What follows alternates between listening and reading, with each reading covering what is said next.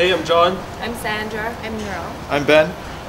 And we are the Sam Willows!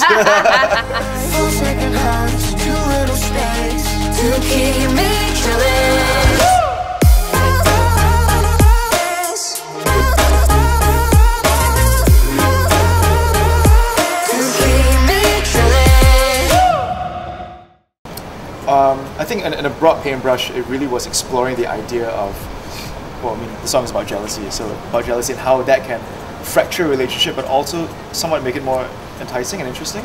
So there's always this duality, this polarity of making it richer, but yet burning the fuse shorter. You know, it's sort of like Young Love and how it's fast, but it ends quick, but it burns so bright. Obviously, the monster or the creature represents something in a relationship. It could be an addiction, it could be jealousy. I think at the end of the day, it's great to leave it sort of open-ended, so you can interpret what you want from it.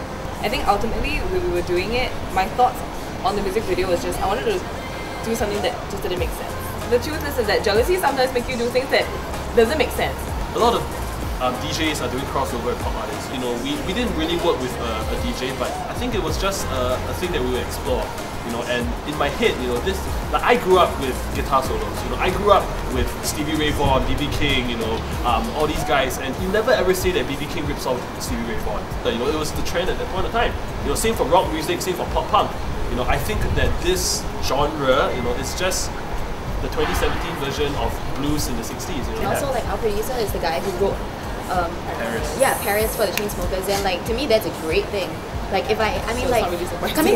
from Singapore, the opportunities that we get is definitely a lot scarcer. You know what I mean? It's so difficult to go overseas, and to me, if we had the opportunity to write with someone who's written for the Chainsmokers, I'm gonna do it, and I don't care what you say.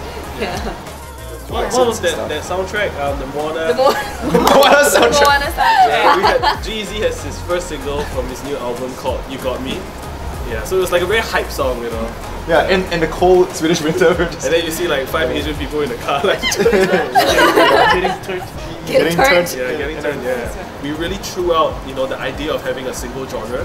So we wrote with no genre in mind. And also this time around, it was the first time that we kind of wrote while producing the track simultaneously. Oh, yeah. So I think that's why we have a bigger variety, because it's not just stemming from a single guitar, a single piano. It's like we create the song together, and that gives us a lot of options. There are a lot of sacrifices that we've had to make. I wanted to go overseas and study. I didn't. John has had amazing job offers, amazing job offers that anyone in Singapore would kill for. For us, it's really a case where we know that this is our priority, and that's why these sacrifices just come naturally to us.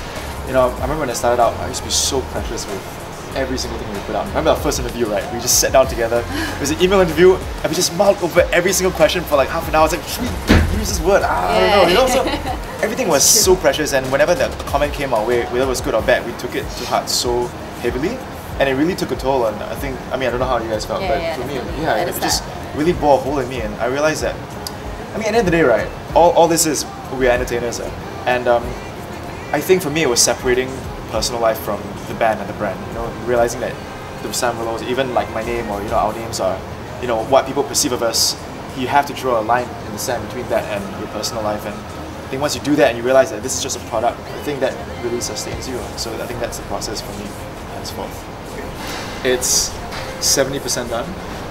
As in, the songs are written, and now we're just going back and forth on arrangement, and we're trying to figure out what is the best sort of combination to put out. Yeah. When we did the first album, we thought, okay, we kind of know what we're doing now, and we're gonna make a record. And then now we're looking back oh my god, what were we doing? And now is really finally the time when we sort of have good bearings of what we really want and want to showcase. So we're really excited for this.